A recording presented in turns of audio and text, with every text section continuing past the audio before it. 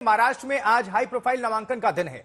CM Eknath Shinde, deputy CM Ajit Pawar, Nawab Malik की बेटी सना मलिक और राज ठाकरे के बेटे अमित ठाकरे आज चुनावी शंखनाद कर रहे हैं। एकनाथ शिंदे थोड़ी देर में कोपरी 5 पाखड़ी विधानसभा सीट से पर्चा भरने वाले हैं। डिप्टी सीएम अजित पवार अमरावती से मैदान में ताल ठोक रहे हैं और अपने भतीजे के खिलाफ ही यहां पर चाचा वर्सेस भतीजे का मुकाबला है। अमरावती से दिलचस्प मुकाबला होगा, जबकि नवाब मलिक की बेटी सना मलिक अनुशक्ति नगर से मैदान में है, तो राज ठाकरे के बेटे अमित ठाकरे ने माहिम से ताल ठोका है, जहां उनका मुकाबला है। 3 तस्वीरें दिखा रहे हैं। सीएम शिंदे का चुनावी अभियान, रोड शो भी उन्होंने किया है और उसमें जनता नजर आई।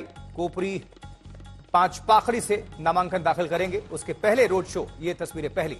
और बीच में अमरावती से मैदान में अजित पवार, चाचा वर्सेस भतीजे का ये मुकाबला। जनता किसको चुनती है, ये देखने वाली बात होगी। और वहीं देवेंद्र फडणवीस, महाराष्ट्र के डिप्टी सीएम, क्या कह रहे हैं, सुनते हैं। एक ही लक्ष्य है, जो महाराष्ट्र को विकास की गति हमने दी है, जो महाराष्ट्र की प्रगति हमने की है, उसको निरंतर जारी रखने के लिए वापस महायुति की सरकार लाना, ये एक ही लक्ष्य है। देखिए, आज नाना पटोले जी ने जो वक्तव्य दिया है और राहुल गांधी जी ने विदेश में जाकर आरक्षण के खिलाफ जो वक्तव्य किया था, उसका पूरा समर्थन आज नाना पटोले जी ने किया है। कांग्रेस हमेशा बाबा साहब की विरोधी रही है, आरक्षण की विरोधी रही है। इसी प्रकार के विचार नेहरू जी ने भी रखे हैं, इंदिरा जी ने भी रखे हैं, राजू जी ने भी रखे हैं। अब विदेशों में जाकर राहुल जी भी रख रहे हैं और उनके जो चेले हैं सब सारे वही बात कह रहे हैं। देवेंद्र फडणवीस को भी आप सुन रहे थे। आज नामांकन का हाई प्रोफाइल दिन है। तमाम मुख्यमंत्री हैं या फिर उप मुख्यमंत्री हैं और बड़े नेता चेहरे, वो नामांकन दाखिल कर रहे हैं। सौरभ वागतानिया का रुख करेंगे मुंबई महाराष्ट्र, हमारे सहयोगी, हमारे संवाददाता जुड़ चुके हैं। सौरभ, आपकी मौजूदगी कहां है? एकनाथ शिंदे भी अब से थोड़ी देर के बाद जानकारी मिल रही है कि नामांकन भरने वाले हैं।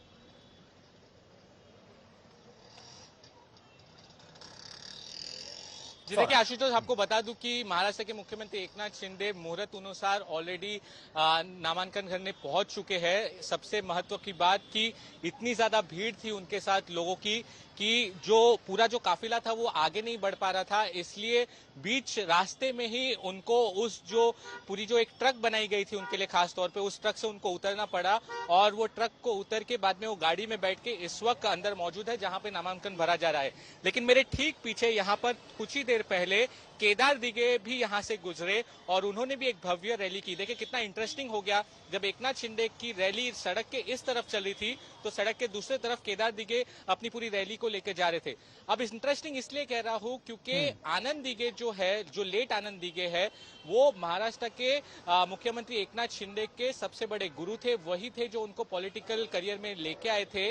आज उनका ही एक रिलेटिव यानी कि केदार दिगे एकनाथ शिंदे की सामने लड़ रहा है। केदार दिगे से थोड़ी देर पहले आज तक पर हमने बात की और उनका ये कहना है कि वो ज्यादा कॉन्फिडेंट लग रहे हैं। उनका ऐसा कहना है कि सिर्फ नाम को लेके आगे नहीं जा सकता है, उन्होंने पूरे शिवसेना में एक परिवार में फूट डाली है, इसलिए यहाँ के लोग उनको सपोर्ट नहीं करेंगे। बहुत ही इंटरेस्टिंग ये लड़ाई लड़ी जाने वाली है। देखिए एकनाथ शिंदे भी आज जब घर से आशुतोष पहले निकले तो घर से निकल के सबसे पहले वो आनंद आश्रम गए। आनंद दिगे को उन्होंने चरणों में वहां पर उन्होंने नतमस्तक होकर प्रणाम किया, वहां पर आशीर्वाद लिया, जिसके बाद उन्होंने अपनी रैली शुरू की।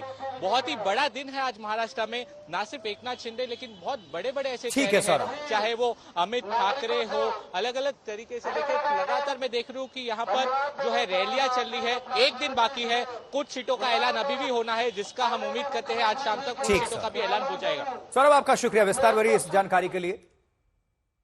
अमरावती से अजित पवार की घेराबंदी में शरद पवार ने पूरी ताकत लगा दी है। अजित पवार ने लोकसभा चुनाव में सुप्रिया सुले के खिलाफ अपनी पत्नी को उतार दिया था और इस बार शरद पवार ने अजित पवार के भतीजे योगेंद्र पवार को उनके खिलाफ उतार दिया है। चाचा वर्सेस भतीजा, ये जंग। लेकिन अजित पवार के बेटे का दावा है कि दादा आराम से जीत जाएंगे। अजित पवार का नामांकन भी आपको दिखा रहे हैं साथ में, डिप्टी सीएम, उन्होंने नामांकन भर दिया है अपना। वहीं योगेंद्र पवार ने भी पर्चा दाखिल कर दिया है, चाचा के खिलाफ ताल ठोक रहे हैं।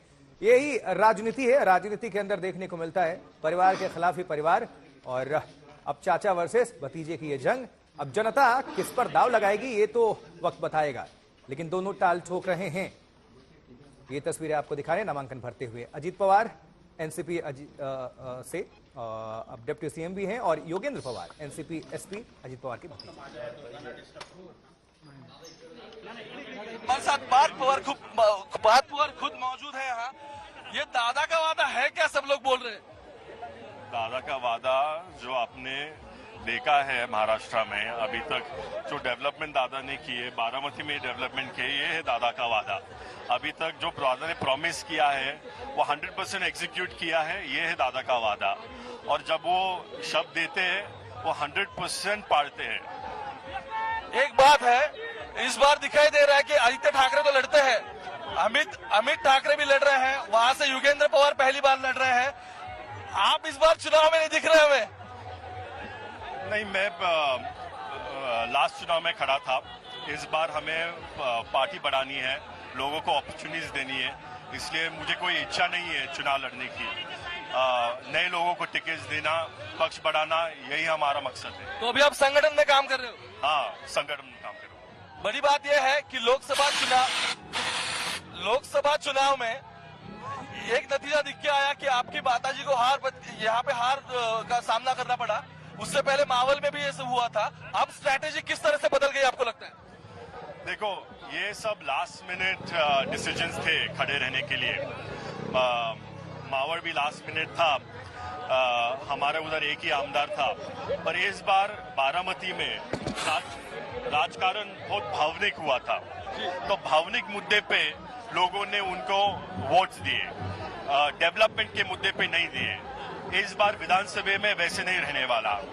अभी लोग प्रैक्टिकल हुए हैं, ठीक है। लोकसभा के लिए दिया साहब को, मतलब पवार साहब को लोकसभा की दिया, अभी विधानसभा को दादा को। और एक चीज है, सब लोग बहुत नाराज हैं कि उन्होंने तुतारी को मदद किया था। अभी वो कुछ लोग रो के बोलते हैं कि हमने गलती की।